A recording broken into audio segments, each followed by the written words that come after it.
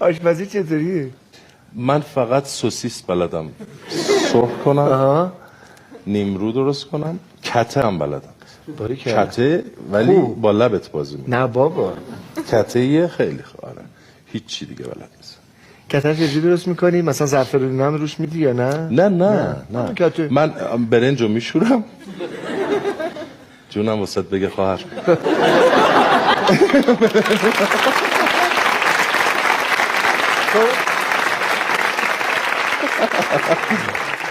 برنجو میشورم، چند بار میریزم آبشو دور و میریزم توی قابلمه، آب میریزم تا این بنده انگوش. حتما این خیلی مهمه. ببین اگه من این انگشت رو نداشتم نمیتونستم کته درست. یعنی با اینا نمیشه نه؟ فقط نه یه بار با یک انگشت دیگه این کارو کردم، خمیر شد. با این تا این بنده و انگشت باید بیاد. بعد نمک و روغن میریزم به اندازه کافی، درشو میذارم. این وقتی که آبش تموم شد با ته قاشق رو برنج رو سوراخ میزنم.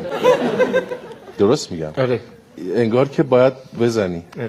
بعد دم کنی میذارم. الان دم کنی ور افتاده نه؟ کار دیگه نمیتونیم بکنیم، بعد دم کنی بذاریم یا یه پارچه رو در بذاریم. حالا دم کنی میذارم و بعد حاضر میشه دیگه.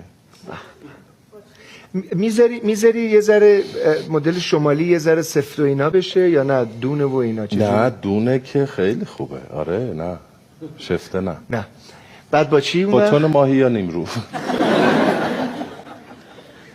چه قدم کیف میده با تون ماهی. خیلی لذت بخش. با ماست. تون ماهی و ماست؟ نه نیمرو با ماست. تون ماهی با ترشی. آره ترشی. آب درم رو افتاد.